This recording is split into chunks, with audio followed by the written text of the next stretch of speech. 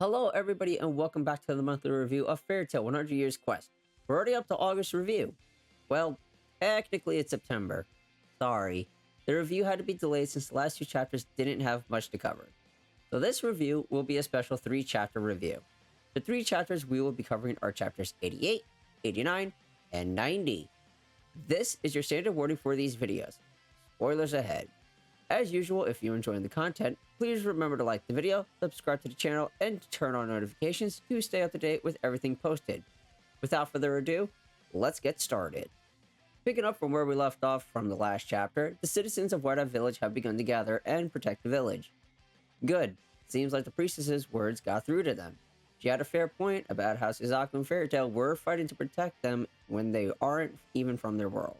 As the citizens gathered, the priestess explains the history of Alterface. To summarize and paraphrase the history, Alterface was a monster that ruined cities and erased the lands using its magic power. Their ancestors waged war with Alterface, and after many years of battle, the monster was sealed underground. While peace was brought to the world due to this, hands began to appear. The villagers soon realized they were part of Alterface and tracked them down to cut it off. However, after many centuries, it was learned that hands harbored no ill intent.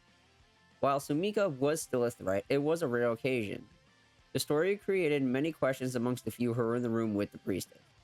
Alas, the priestess was unsure of an answer. All she was able to do was trust Fairy Tail to save them. As Fairy Tail continued forward, they combined their efforts in an attempt to stop Alterface.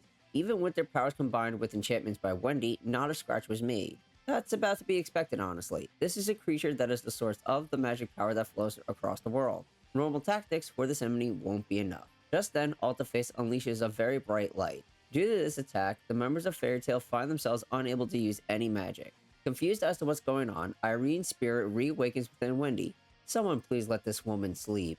Anyways, Irene tells Wendy that her power wasn't sealed or depleted, but it overflowed.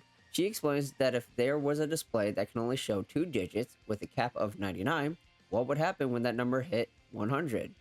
The result is 00. To help Wendy remember how much power she has and what she is capable of, Irene helps Wendy remember her past. Remember in her past, Wendy's power surges. Wendy getting buffs is always nice to see, even though this one is temporary. Buff Wendy. Amazed at Wendy's power and slight transformation, her friends question what happened. Wendy explains to them how to tap into their power. With their newfound powers, Fairy Tail is able to defeat Alterface. They did what I was hoping they wouldn't do, defeated Alterface in a single chapter. Not really surprised though. Just slightly disappointed. It was to be expected. Moving on to the next chapter, Fairy Tail has just one job left. Escape. Whose idea was it to leave Happy and Carla behind with the priestess? I understand Virgo can dig you guys out of the service, but still. Although, now that I think about it, Happy can really only manage one person at a time, so Virgo's method is safer. As Fairy Tail works on their escape, the hands across Ellen's hair begin to disappear. While this is a fantastic sight to see, the job is still not entirely done. The priestess gathers citizens to begin the whiteout ritual. With this, any remaining hands are destroyed and magic balance is restored to Ellen's here. With this rebalance comes the decrease in swelling of overflowing magic and the safety from the world exploding. Fairy Tail manages to escape thanks to Virgo. Look at her pose. It's quite funny and fitting for Virgo. A blank expression of, yay, we did it. As the members of Fairy Tail are the celebrated heroes who saved the village and the entire world, they have a party to celebrate. The next day, everyone begins to say their goodbyes to one another. During the goodbyes, Ferris has a sad expression on her face. Wendy takes notice of this and asks what's wrong. Ferris explains her guilt to the guild and wants to atone. Hearing this, Natsu gets angry at everything Ferris has done. As he goes to swing, he lets up at the end and simply taps her head with his fist.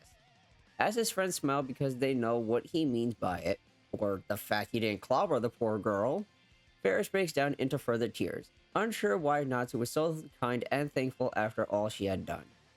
During this, Natsu explains that he said thank you from his heart. He had fun fighting with his friends. Trust me, this is completely normal for Natsu. He enjoys a good fight with his guildmate. After all is said and done, Fairy Tail heads back to Earthland to meet up with their guild.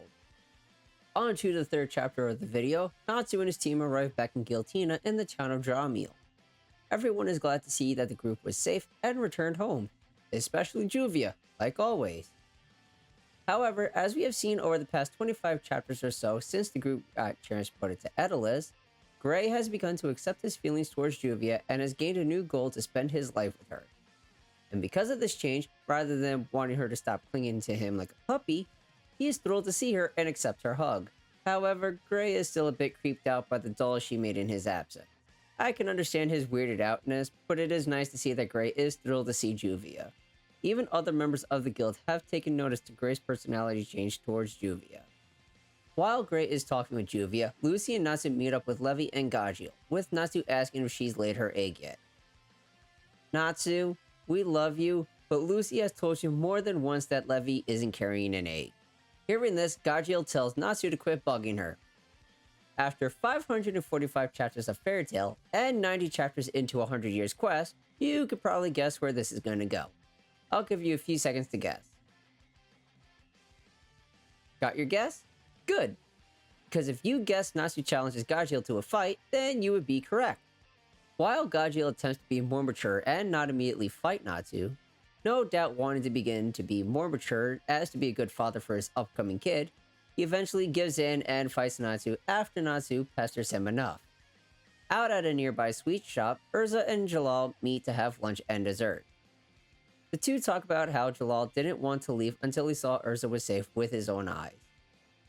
During their talk, Jalal mentions that he has other parts of the world to explore to help clear any darkness in the world.